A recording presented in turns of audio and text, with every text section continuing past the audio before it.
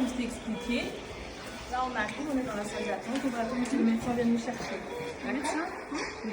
Le médecin? Assieds-toi. Oui, le médecin. À quelle heure? D'ici une quinzaine de minutes, normalement, t'inquiète pas. Il est quelle heure? Il est 16h, donc à 16h15. Ça va, Lola? Le médecin, il arrive quand? Il arrive bientôt, il est 16h07. Tiens, regarde. Doucement, Lola. Le médecin arrive. Quelqu'un peut pas faire quelque chose là, c'est une salle d'attente. Doucement, Lola, doucement. Attends. Le médecin. La jeune fille. Excusez-moi, madame.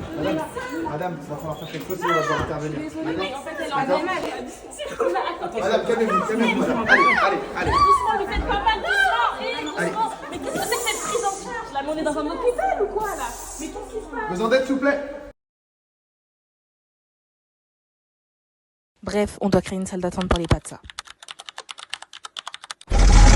Ça, c'est ce qui s'est passé pour Lola. On était choqués, on s'est demandé si c'était un cas à part et, mauvaise nouvelle, c'était pas le cas. Alors on a voulu trouver une solution. Mais pour ça, il fallait s'informer.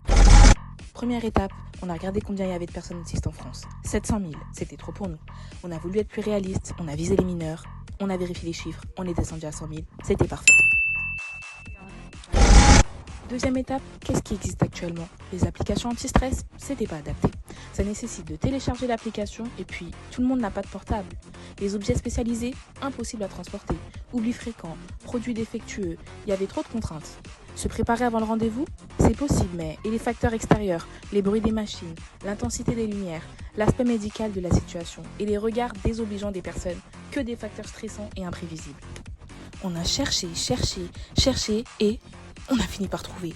Les Hirondelles, un hôpital de jour sur mesure pour les enfants autistes. 50 patients par an, professionnels spécialisés et ateliers de développement. Le problème, c'est le seul établissement qui existe. Au final, il y a plusieurs solutions, mais pas pour notre problème. On a discuté et on s'est dit que c'était pas normal. Nous sommes des êtres humains, ce sont des êtres humains. La seule différence, le trouble du spectre de l'autisme. On s'est posé, on a pris du papier, un stylo, un café, 2 cafés, 3 cafés, trop de café.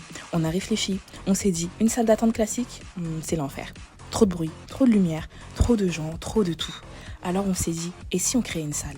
Pas juste une salle, leur salle. Une salle pensée pour gérer ces troubles qui puissent être accessibles s'ils en ressentent le besoin. Aucune obligation, seulement une proposition. On a tout mis bout à bout et on s'est dit, ça, c'est plus qu'une salle d'attente. C'est une zone de transition entre l'extérieur et l'intérieur, entre le stress et le soin. Bref, on a voulu créer une salle d'attente pour les PATSA. Mais en fait, on a surtout voulu les respecter. Parce que s'adapter, c'est pas une option, c'est une responsabilité, un devoir. Parce que l'inclusion, ce n'est pas qu'un mot, c'est une action. Bref, il faut créer une salle d'attente pour les PATSA.